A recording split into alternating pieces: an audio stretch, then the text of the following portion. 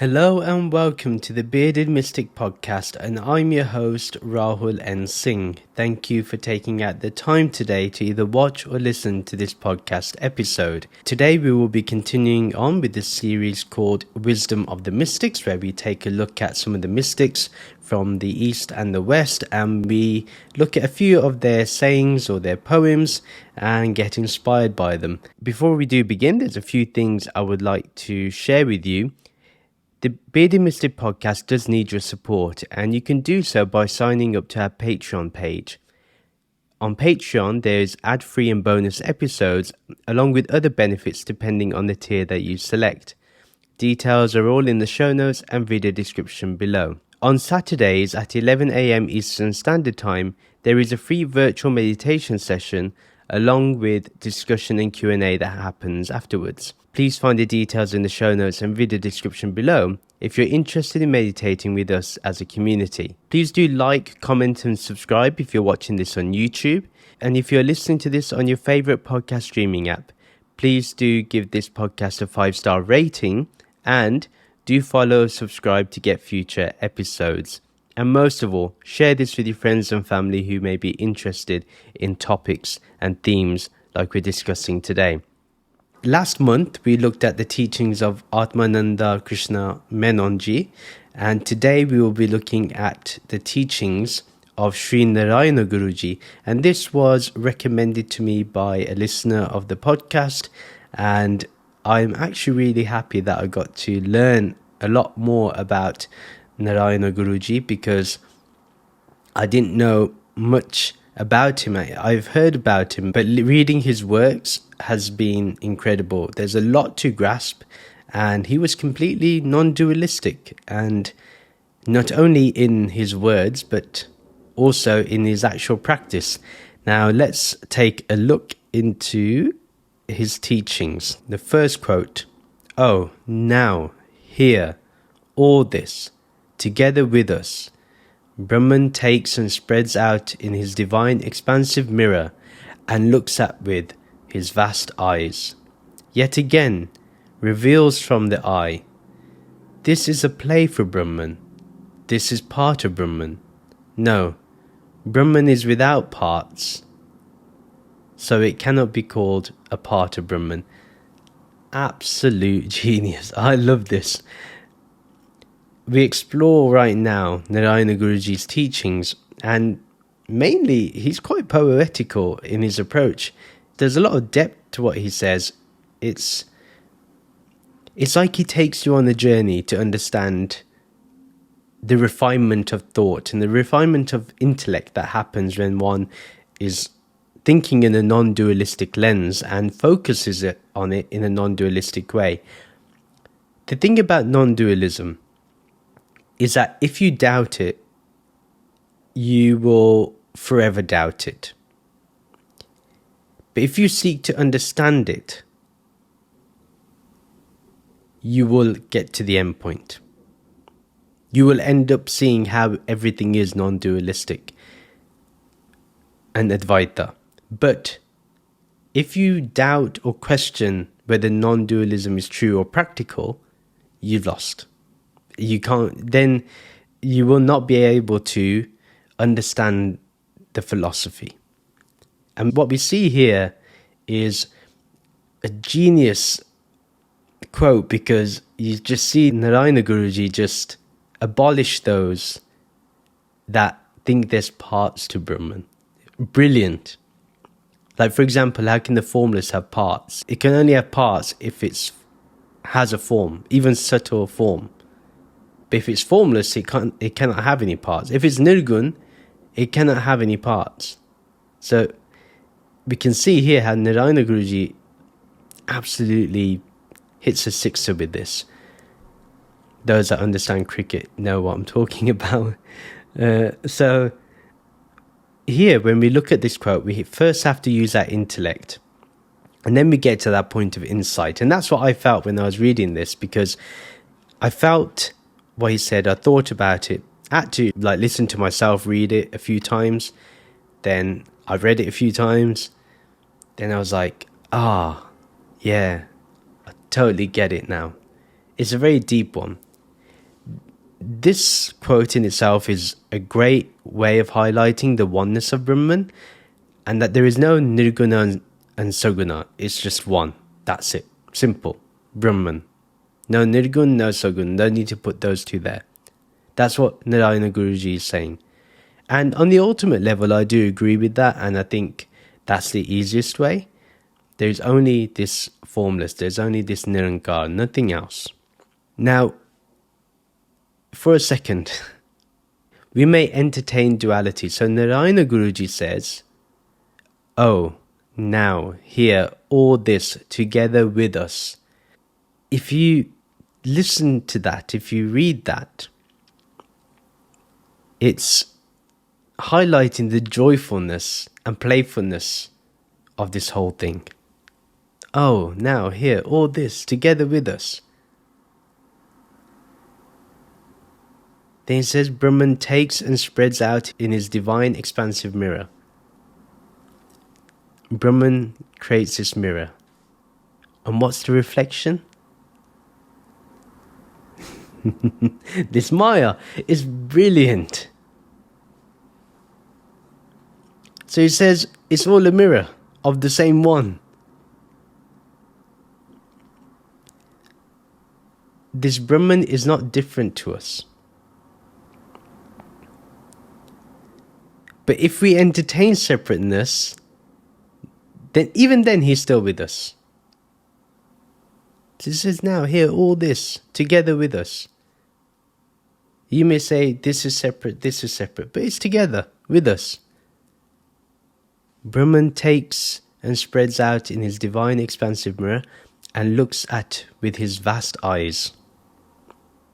You, your own vision, you yourself. You see all this objective existence? That's what he's saying. And if I didn't make it clear, this divine expansive mirror is this formless awareness. This formless awareness within us looks at the world as a reflection of its own self.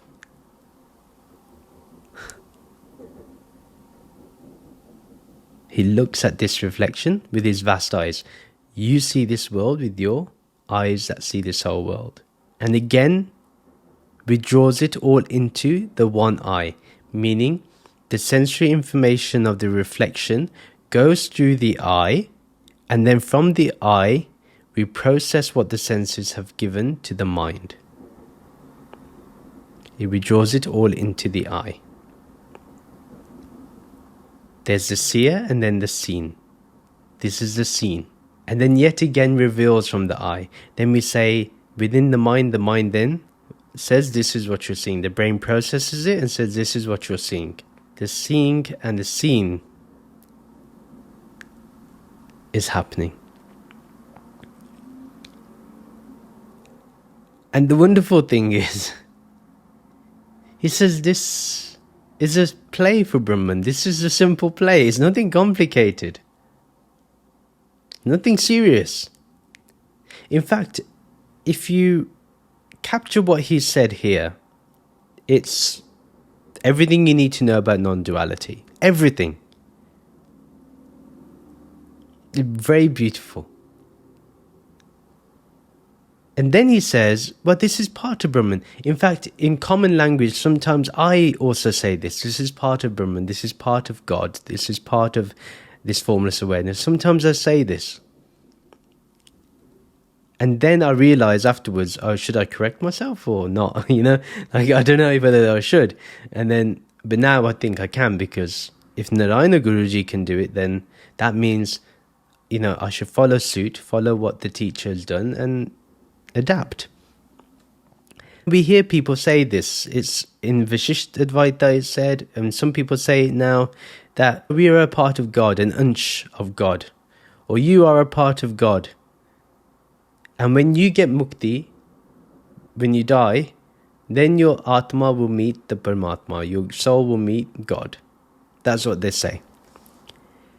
And then Narayana Guruji says, this is nonsense. No, this does not happen. Who gave you this silly idea? Brahman is without parts. Narayana Guru Ji makes it very clear that there are no parts to Brahman at all. Don't get yourself entangled in a mess of duality. One cannot call even the reflection in the mirror as part of Brahman. It is Brahman. There's only Brahman. All is Brahman and Brahman is all. Simple. Keep it that way. Keep it that way. It's all easy. Spirituality, non-duality is simply understood. No other philosophy is needed. No other idea is needed. No other concept. Just this. This first quote. More than enough. But we have to first intellectualize, then go into insight. This is why Brahm Gyan is essential, because Brahm Gyan helps us to understand these very simple teachings, very direct teachings, but they're not easily understood, but very beautiful. Then the second quote, man is of one caste, one religion, and one Brahman, of one same womb, one same form, with no difference at all. This is very amazing. In fact, the greatest thing about Narayana Guru Ji is that he's also a social reformer and believed that caste was a huge problem, and at the same time expressed the ideas of Advaita Vedanta. If you think about it, if you say that you believe in Advaita Vedanta and then you believe in the caste system and you believe in the Varna system, whatever you want to call it, yeah, you're a problem. You don't get non-duality. You're not understanding the truth. How can you divide others? So it says man is of one caste. When it says man, human. Humans are of one caste, one religion, and one Brahman. What is the ultimate religion? Being in awareness of Brahman. How somebody gets there, does it matter? That religion is enlightenment, simple. Jivan Mukti. That's the only religion. He makes it clear now that humans are of one caste. Not just Hinduism has caste, other religions have caste too. So let's not just point the fingers at Hindus. I think we should be open enough to say other religions do too. And within those castes, the four main castes even in Hinduism, or in Indian culture, shall I say, there's subcategories of that too. I know for a fact some religions say this Gurdwara or this temple is for one caste, this other temple or Gurdwara is for another one. Someone of a lower caste cannot come here. It happens. It may even happen in the States, I don't know. But I know discrimination on the caste does happen. I have faced it myself. And what Sree Narayana Guru Ji is saying, it's impossible to have many castes because there's only one Brahman. How can there be many castes? How can there be many religions?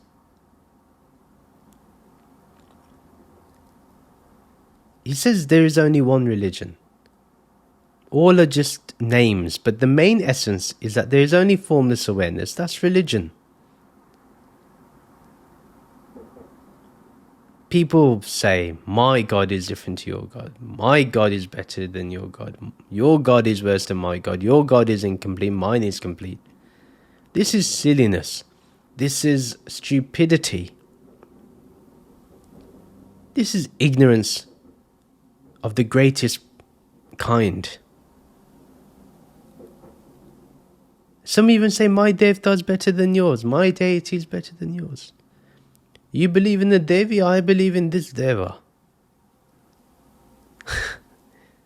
Anyone that's like that misunderstands the truth. There's only one Brahman. Your God is not better. There's only Brahman. Call it God. There's only one God then. Simple. That way, you get rid of any animosity that, oh, they're following a weird god.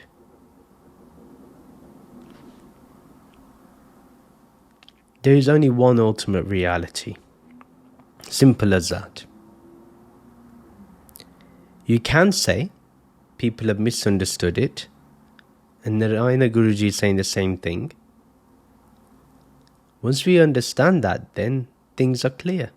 And then he says this creation has come from one womb, which is Brahman. Or even on a material level, this earth has come from the universe, so we're all one. We're made up of the same elements. So it's the one same form. It's not anything different. Meaning it is all the shared being, Saguna Brahman. It's all Brahman. There's no difference at all, it's all one unity. The differences are just appearances. They just appear to be different. And there is nothing but Brahman. Just remember that. Simple. Lovely quote. And a lot to capture again from that. Third quote. Awareness is the ocean from where all the forms do come, with kind for mould, and as the root for the rows of waves. Interesting. This is in relation to Narayana Guru Ji's social reformation teachings on caste, and where does caste even begin, or where does differences even begin, even of religion and all sorts. If we all arise from awareness, and awareness is that ocean, why do we differentiate people with their caste? Is it even necessary today? Is it needed today? So where do all these forms come from? If awareness is the ocean from where all the forms do come, with kind for mould, and as the root for the rows of waves. If we are just waves in that same ocean, it's still the ocean, right? So this ocean of awareness is where all living beings arise from. We all have the same source. And we should all be shaped in kindness. Understanding this. Be kind.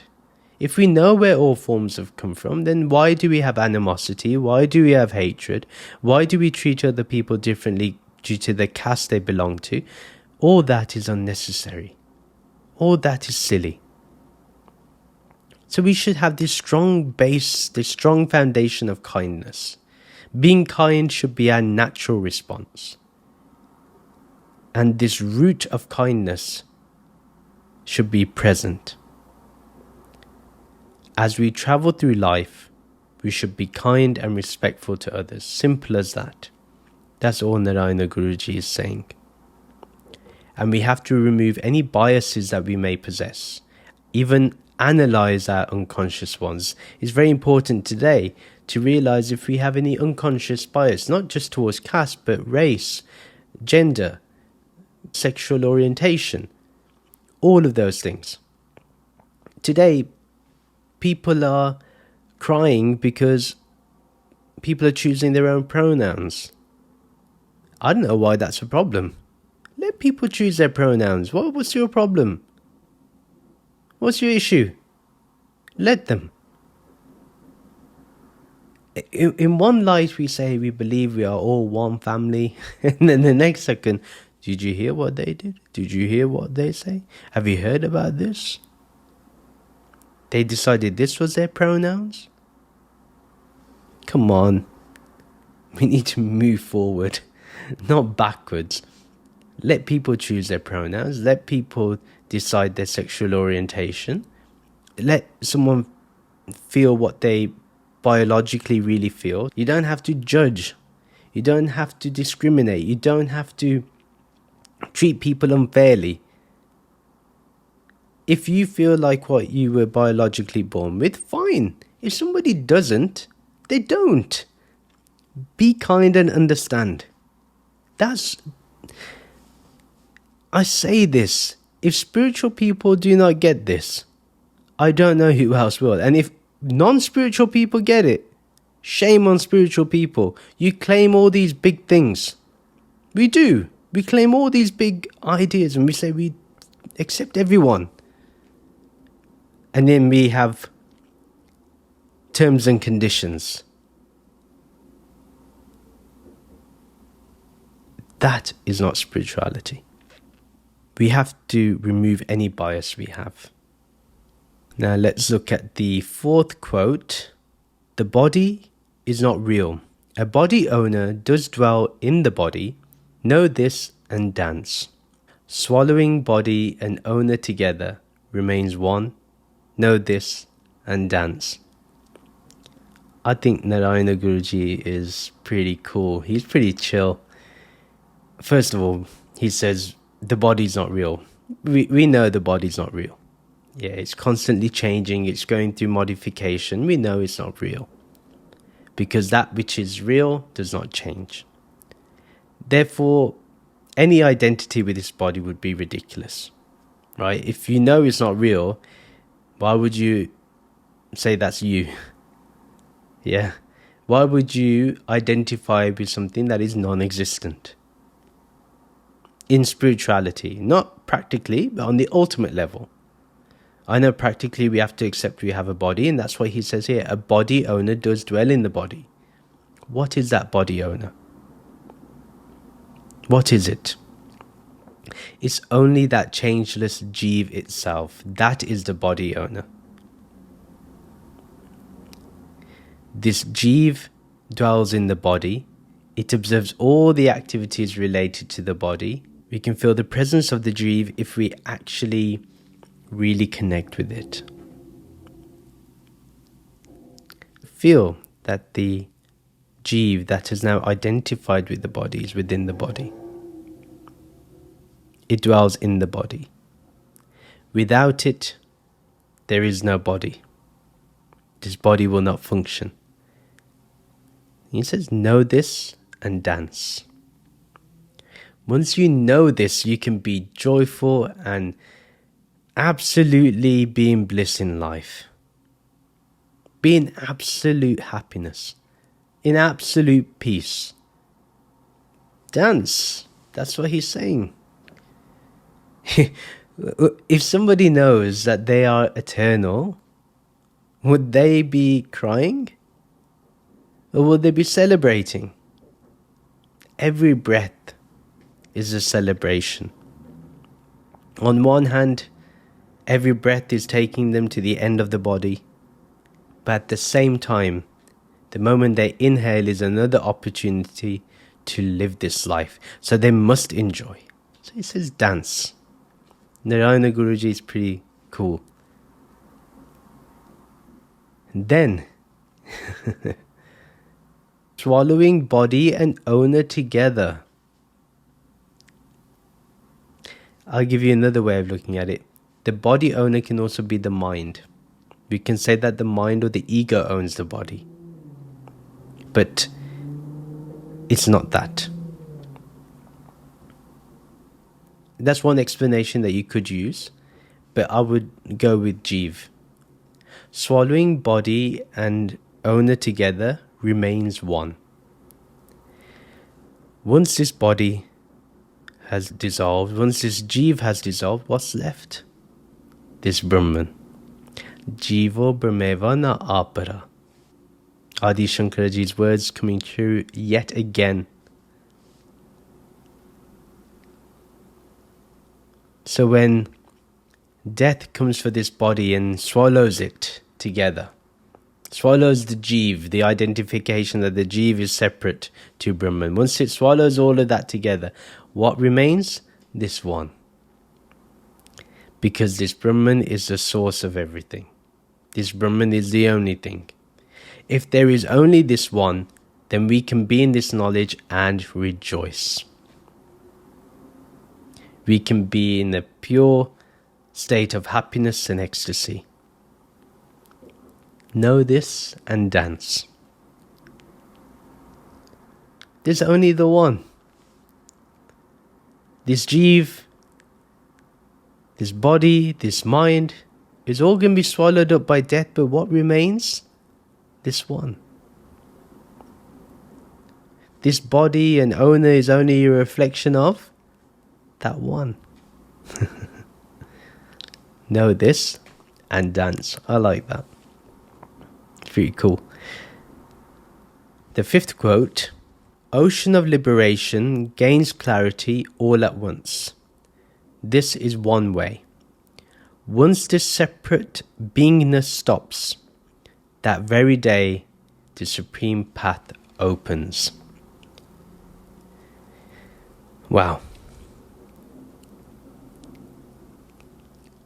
What is this ocean of liberation that Narayana Guru Ji is talking about? It's none other than this formless awareness, this Brahman itself. This is the ocean of liberation. This is where freedom is. This is the ocean of freedom. When you understand that there is only Brahman, there is only freedom, only liberation. Freedom from what? The identification, the attachment of the body and mind. We are finally detached. That's liberation.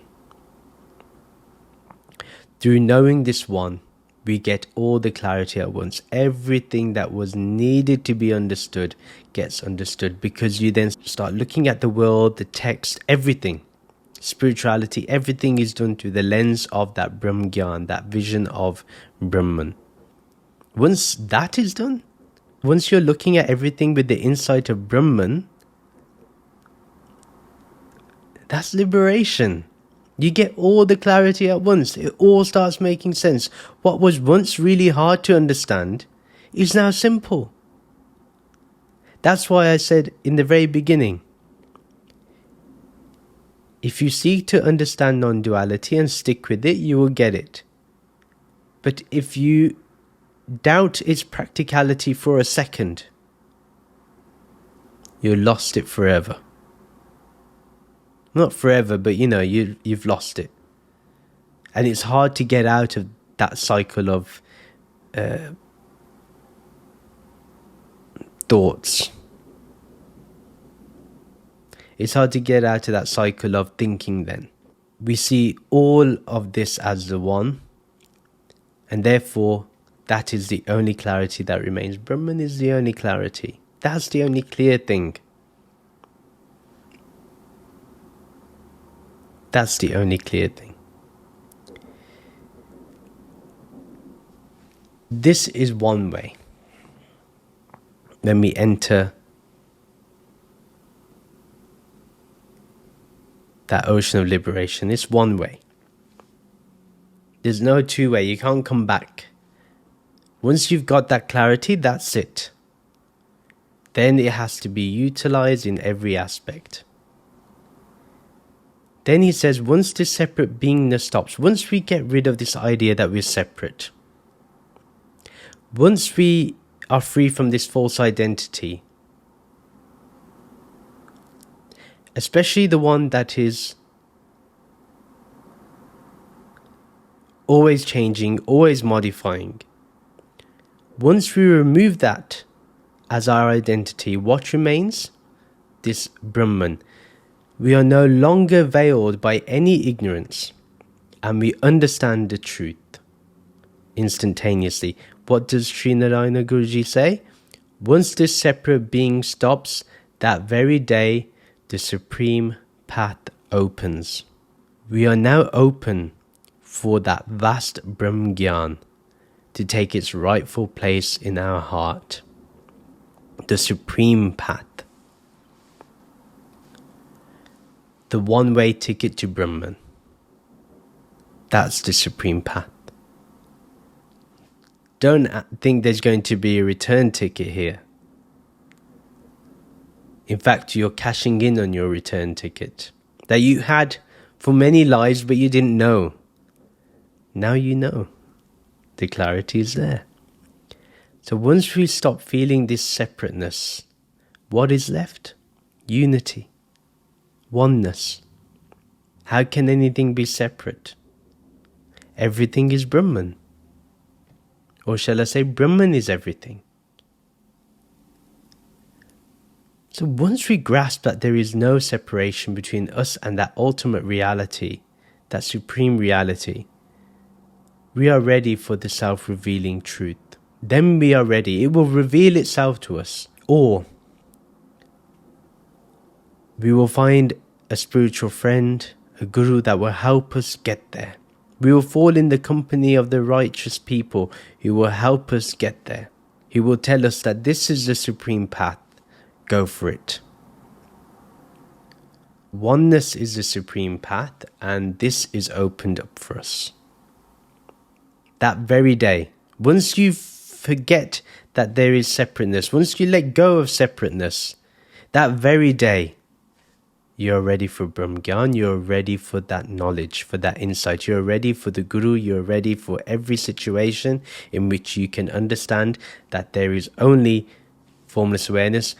It'll be the first time, that very day, where you will have that moment to have the clarity all at once, where you'll be able to perceive this formless awareness in everything, where you will remain fixed in this awareness of formless awareness. This is also opened for us because the Guru guides us to this too.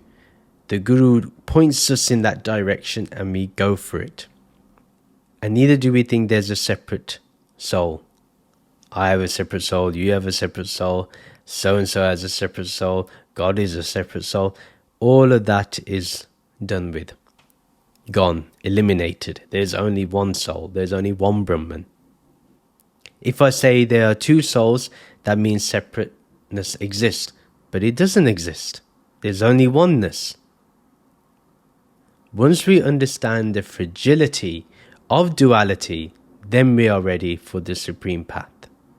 Once you see that duality has no legs to stand on, you will not even entertain it for a second. Not even for a second.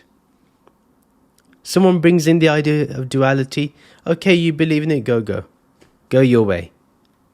We don't want to disturb anyone who doesn't want to be disturbed. In fact, they're coming to you because they are disturbed that you're not following it. But anyway, let them go. They're fragile. Don't break them with the truth. They may not be ready for it. Their mind is not ready. Their intellect is not ready. Why disturb them? Let them be. That's the sign of a understanding person. You remember, rooted in kindness. We have to be kind and understanding. For example, I post this on YouTube. I post my podcasts on YouTube and on all the podcast streaming apps.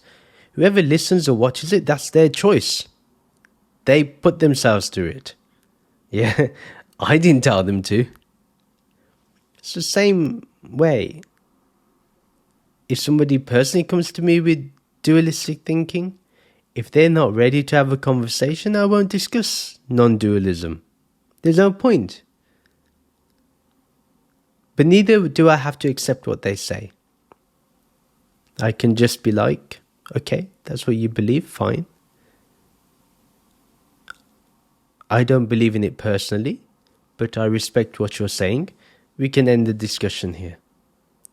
If they are then genuine and they ask, I want to know what you really believe, what do you think? Then you can share. But always be mindful, be kind. Then the sixth quote, impossible it is to speak of your greatness that has come to be the space within. Without the least of your grace, will I remain here in vain, O Shiva. Once we've opened the space of the heart, once we've become lovingly detached to the world in our mind, once this space is absolutely vacant of any attachment, any identity, any concept, any object that we can perceive through any of our senses, when that space is vacant, then at that moment, we feel the greatness of formless awareness. We feel the greatness of Shiva. And Shiva here meaning Nirgun Brahman. And he says it's impossible to speak of your greatness. It's true. How can you praise the greatness of this one who is beyond words, beyond feelings, that's just experienced. All we have to do is remember this one, and it takes its rightful place within us. Automatically. We don't have to do anything. It automatically does it. Like I said, it's just impossible. How can you praise the greatness of this one? No word will ever do justice. Not a single word will do justice. Not a single emotion, not a single tear. Not even an ocean of tears will do justice to highlight how great this is, how great this oneness is, how great this formless is, how great Shiva is, how great Brahman is. All names of the same one.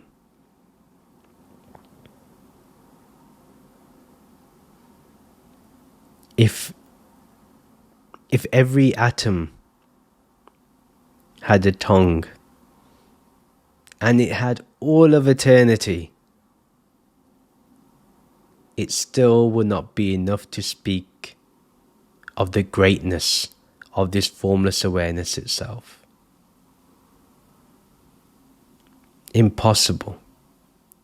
And it's only because of the grace of that one that we can even transcend.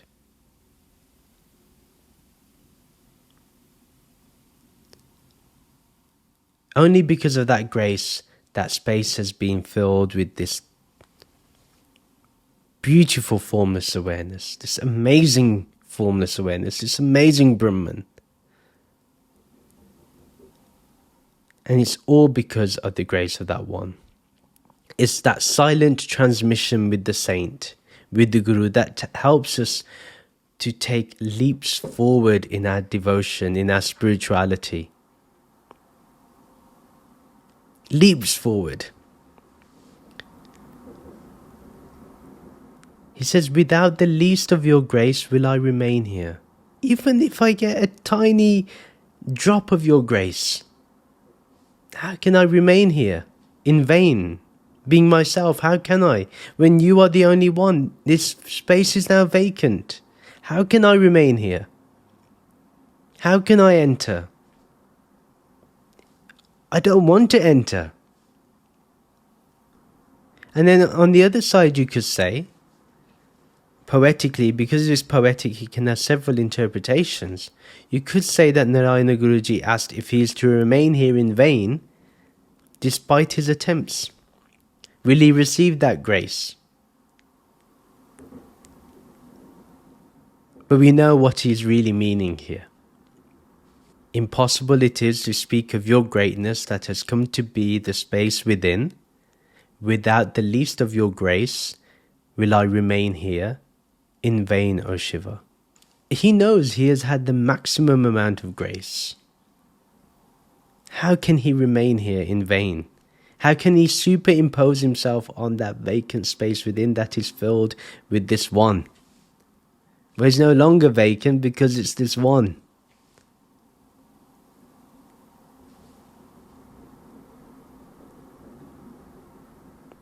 Only such a great being that has attained this greatness, only that person can say such things. And you can feel the words, you can feel the grace that moves him. You can experience it, you can feel it.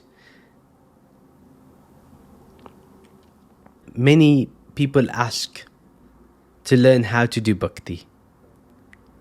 They ask to lead the path that was set by the gurus.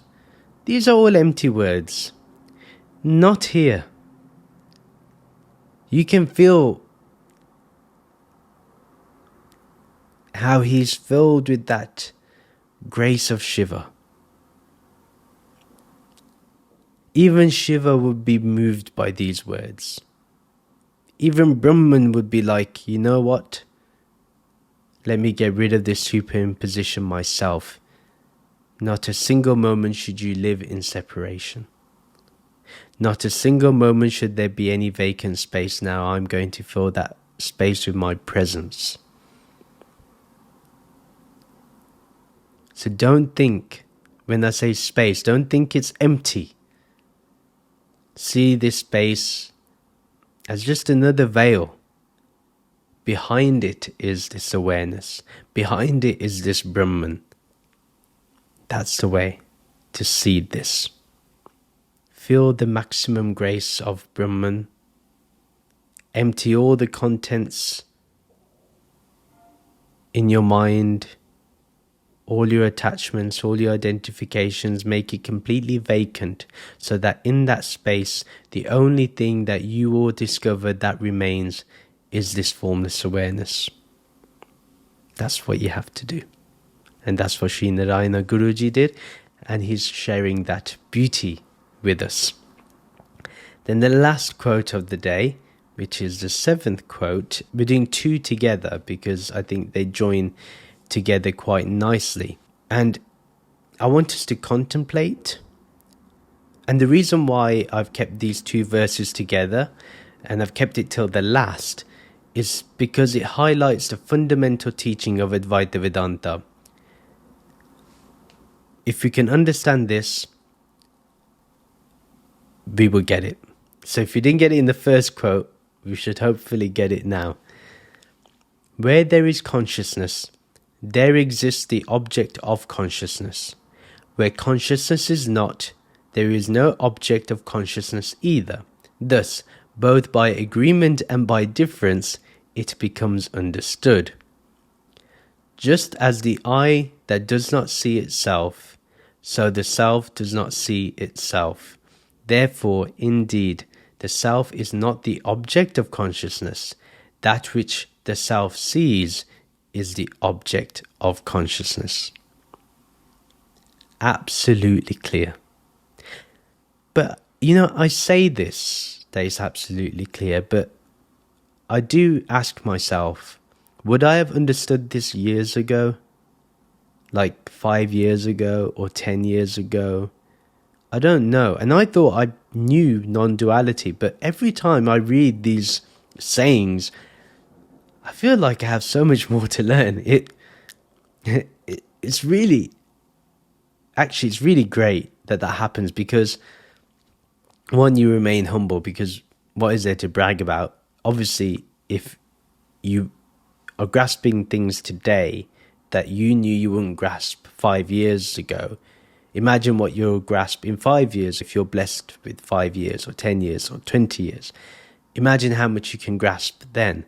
So, in that light, I was just wondering to myself, I wouldn't have understood this.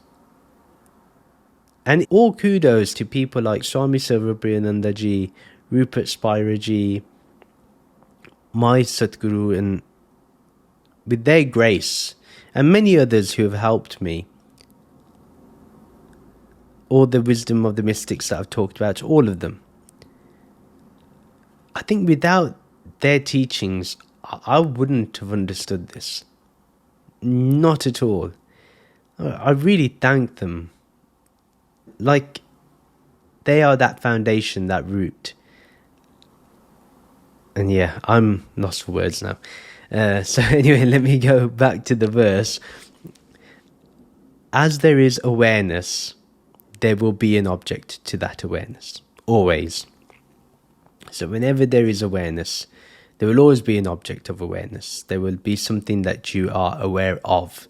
So for example, whether it's this laptop, this phone that you have, this microphone, the water bottle, the mouse, the room, the house, the earth, the universe. It's all an object, and it all exists within you. There's only consciousness. When there's no consciousness, then the idea of an object of consciousness cannot be. So if you think about what Sree Narayana Guru Ji is doing, is making us think. He says, wherever consciousness is not, if you say there's no awareness, then there cannot be an object of awareness either. You cannot say there's no awareness and say there is this object. You cannot say there's this laptop but no awareness. There's no perceiver, there's no consciousness. He's saying that's impossible. So he says both by agreement and by difference it becomes understood. Now, the higher thinking is this. So what becomes understood?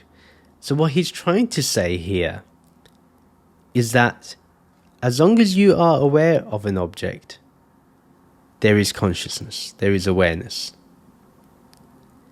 Then where consciousness is not, there is no object of consciousness either. Once consciousness doesn't have to fall into observing an object, once awareness is not aware of an object and it's aware in awareness of its own awareness, then there is no separation between the subject and the object. This is what he's trying to say. So he says, thus, both by agreement and by difference, it becomes understood. So even if you think different or think both ways, it's understood. Now, to bring further clarity to this, Narayana Guru Ji explains this in the next verse. So he says, just as the eye does not see itself, so the self does not see itself. He says that just as the eyes do not see itself. This is true as we don't see our own eyes until we look in the mirror, right? Right now, I can see my eyes because I'm looking into the camera. On the screen, there's a reflection of me. I can see my eyes. But otherwise, from this state, from here, I do not see my eyes. Yeah. I only see a reflection of my eyes. I actually don't see my eyes. The eyes do not look upon its own self, right? Like I said, even if you're looking in the mirror, it's just a reflection, not the actual eyes. Likewise, he says, the self does not see itself. To say that it sees itself is not correct because awareness does not see itself because it's not an object to be seen. Awareness isn't seen. Awareness is just awareness. He makes it absolutely clear here that the self is not an object of consciousness. He says, how can it be an object of consciousness? The self or awareness is pure awareness itself. Awareness is not an object itself. So he makes it clear that the self is not an object of consciousness at all. Indeed, if the self does not see itself, that means the self is not an object of consciousness. That which the self sees is the object of consciousness. He makes it absolutely clear. If you didn't get it that time, he makes sure in the second line you will get it. So whatever the self does see is an object to that awareness. So using the analogy of the eyes, we can understand what formless awareness is. So let me go back. It's worth taking that in again. Just as the eye that does not see itself, so the self does not see itself. My eye cannot see itself. It can only see a reflection of it in the mirror. Likewise, the self does not see itself, but it can only see itself through the reflection of Maya. Okay? Interesting, yeah? Therefore, indeed, the self is not the object of consciousness. Because it cannot see itself, it's not an object. Whatever it perceives through the senses is processed by the mind. It becomes an object of awareness, an object of consciousness. Therefore, the self is not an object of consciousness, because that which the self sees is the object of consciousness. So whatever one sees is an object of consciousness. We even see our thoughts. We even see our dreams. These are all objects of consciousness. They're all happening to consciousness. So what's the only thing? Consciousness. Formless awareness. Brahman. And that is the end of today's episode. Thank you very much for listening. Please do share this podcast with your friends and family who may enjoy this content. Do follow me on social media to keep getting updates. Join the Bearded Mystic Podcast WhatsApp community group to continue the podcast discussion, and the details are in the show notes and video description below. Like I mentioned in the beginning, it's really great if you can support the Bearded Mystic Podcast through Patreon. There you get ad-free and bonus episodes, like I mentioned, and other benefits, depending on the tier that you select. Do check out the details in the show notes and video description below, and I really do appreciate any help that you can provide for the podcast. Please do rate and review the podcast on your favorite podcast streaming app. Do like and comment on this video and subscribe on this YouTube channel. And do follow or subscribe to this podcast on your favorite podcast streaming app that you're listening to this episode to right now. Thank you very much for listening, and we'll end with the Soham and Shanti mantra. Soham, Soham, I am that, I am that. Om Shanti, Shanti, Shanti. Om peace, peace, peace. Namaste.